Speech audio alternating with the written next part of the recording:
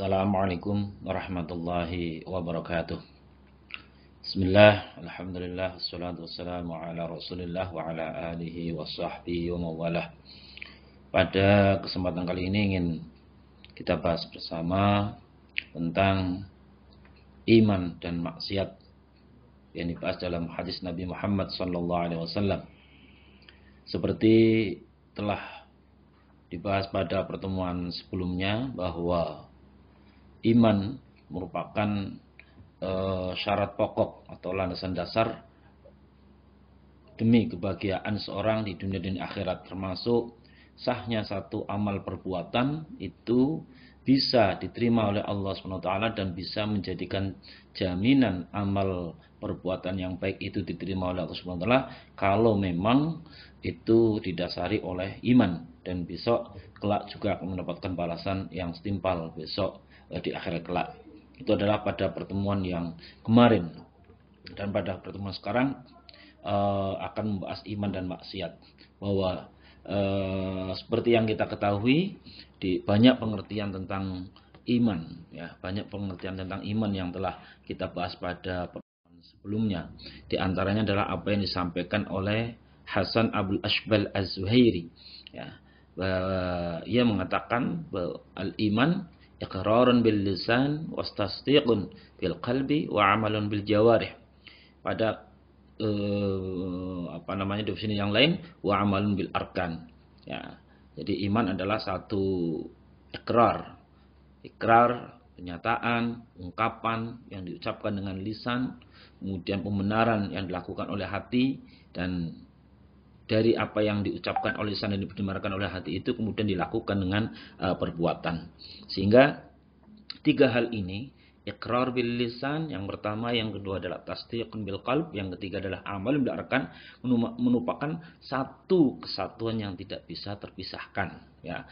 Sehingga di sini ditegaskan bahwa wala yakunu, ya, wala yakunu al-abad, ya, wala yakunul abad, ya, wala yakunul abdu mu'minan illa bihadhi salasah.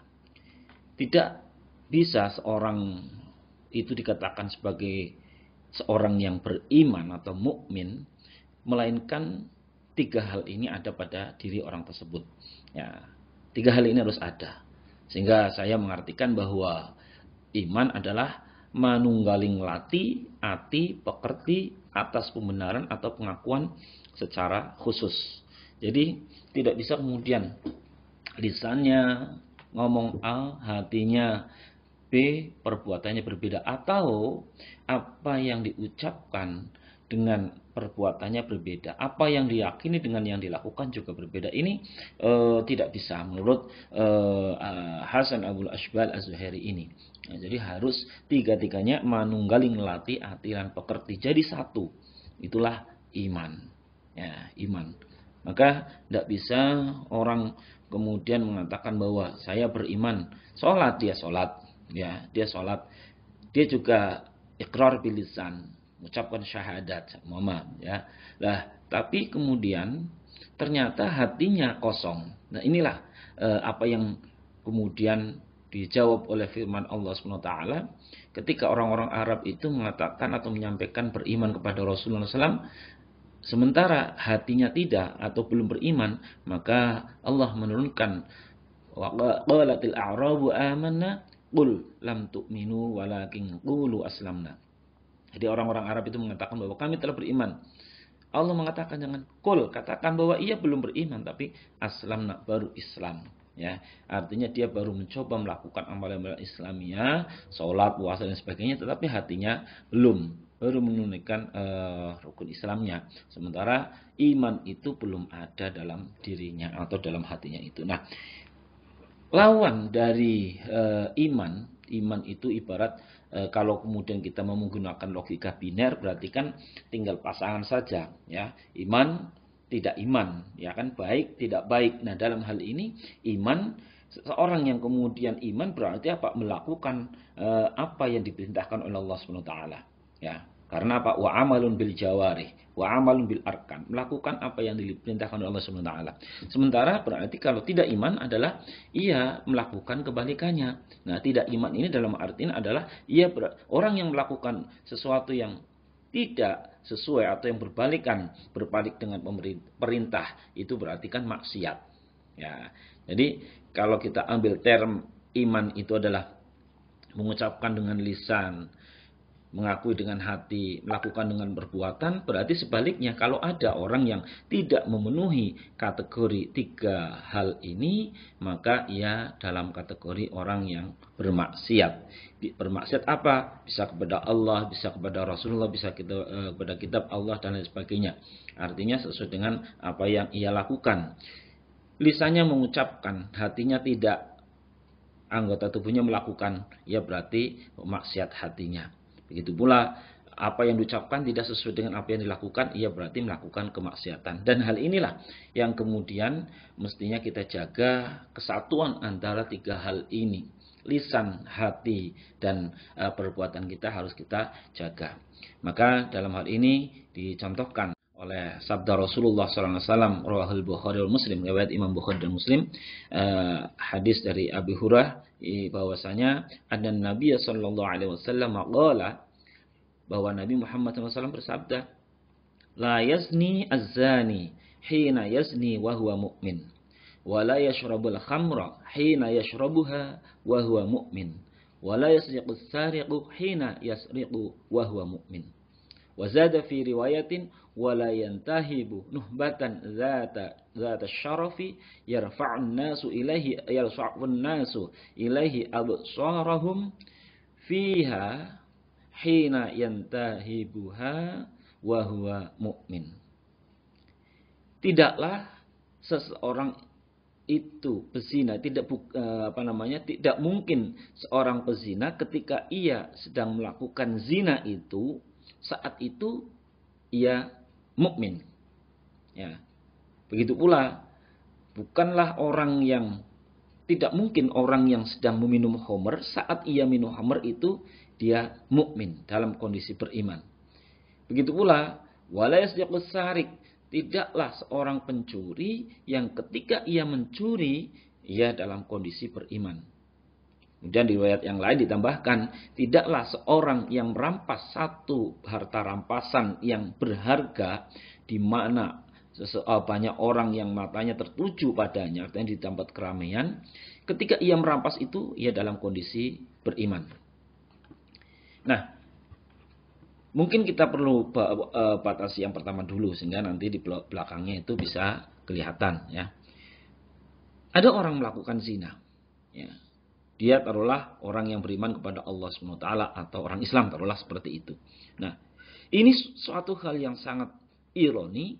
Seumpama orang tersebut ketika melakukan zina kok ingat Allah SWT. Artinya seumpama gitu ya. Dia lagi zina kok kemudian berzikir, la ilaha illallah, la ilaha illallah, subhanallah, subhanallah, wallah, tidak mungkin. Ya. Mungkin ada rasa takut dalam hatinya, iya. Tapi kemudian rasa takut itu kemudian tertutupi oleh kemaksiatan yang ada pada dirinya. Ya, kemaksiatan yang ada yang muncul dalam hatinya.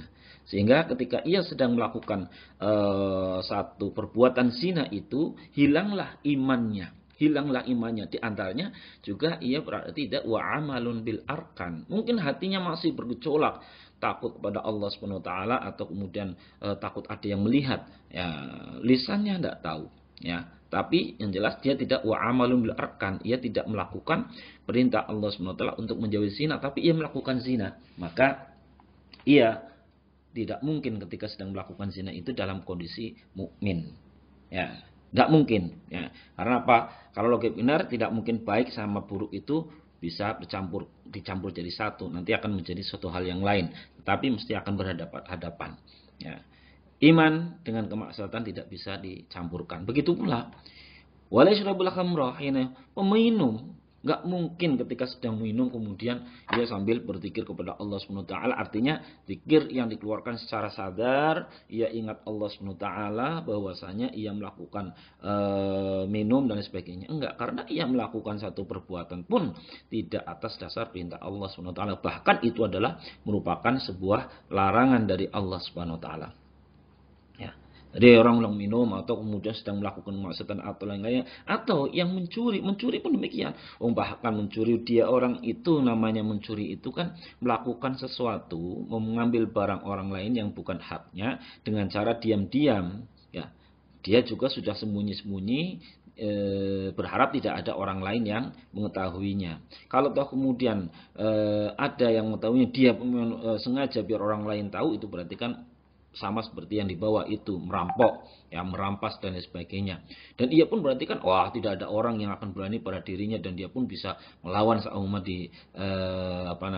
dihakimi massa. Nah, ini pun berarti menafikan adanya Allah Subhanahu wa taala. Ketika seseorang menafikan adanya Allah Subhanahu wa taala, maka berarti hilanglah imannya. Artinya apa? Bahwa tidak mungkin ada seseorang yang sedang melakukan kemaksiatan, ya, di satu sisi itu saat itu ia beriman kepada Allah Subhanahu wa taala. Mungkin sebelumnya ia termasuk orang yang beriman, atau sesudah ia melakukan kemaksiatan ia akan kembali iman kepada Allah Subhanahu wa taala. Tetapi saat melakukan zina, saat minum khamr, saat mencuri, saat merampok, tidak mungkin orang tersebut itu beriman kepada Allah Subhanahu wa taala. Karena apa? Dia akan menafikan adanya Allah Subhanahu wa taala, akan menafikan kekuasaan Allah Subhanahu wa taala secara dalam hatinya, begitu pula dalam perbuatan. Ia akan bertolak belakang dengan perintah Allah Subhanahu wa taala, sehingga ia tidak memenuhi apa yang dikategorikan dengan pengertian iman.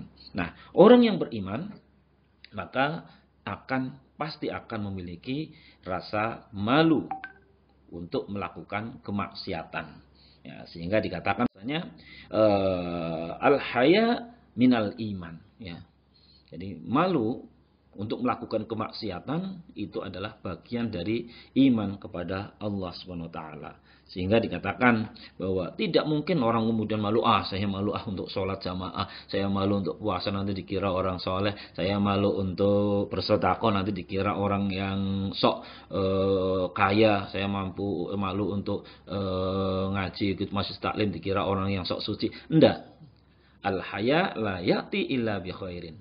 Bahwa malu itu bisa, ya, tidak ada suatu malu itu melainkan dia akan mendatangkan sebuah kebaikan. Artinya malu di sini adalah malu untuk melakukan kemaksiatan kepada Allah Subhanahu wa taala, malu untuk meninggalkan perintah Allah Subhanahu wa taala, malu untuk melakukan hal-hal yang dilarang oleh Allah Subhanahu wa taala. Sementara kebalikannya, bahwa ketika akan melakukan satu perbuatan baik, amal ibadah, infak, sedekah, baik yang wajib maupun yang sunnah, kok dia malu, ini berarti bukan pada tempatnya. Jadi yang dimaksud fa innal haya minal iman adalah al haya la ya'ti illa bi khairin. Malu bagian daripada iman itu malu untuk melakukan kemaksiatan kepada Allah Subhanahu wa taala. Nah, ini yang perlu kita garis bawahi, bahwasanya akhir-akhir ini juga banyak orang yang kemudian tidak malu untuk melakukan kemaksiatan. Bahkan ketika ia sudah melakukan kemaksiatan, minum khamr seumpama, malah justru lapor, cerita sama temennya dan lain sebagainya. Ia habis membuli orang lain, dia bangga, ia mengupload Twitternya dengan cara menghardik orang lain, dengan cara membuka aib orang lain. Dengan bangganya, bahkan ia senang ketika kemudian dijelek-jelekan orang lain. Hanya apa? Untuk meningkatkan ratingnya saja. Dia mencoba untuk membuat hoax. Ia juga mencoba untuk melakukan prank dan lain sebagainya. Nah, ini prangisasi, itu kan ya, sekarang kan lagi ngeprank itu kan lagi tren lah. Ini juga saat melakukan itu dia berarti mencoba untuk melakukan sesuatu dengan harapan agar orang lain itu memujinya, dan ini berarti dia tidak ingin mendapatkan pujian dari Allah SWT. Saat itulah ia membohongi orang lain, dan itu berarti kemaksiatan, dan kemaksiatan berarti saat itu ketika ia melakukan, ia tidak termasuk orang yang beriman.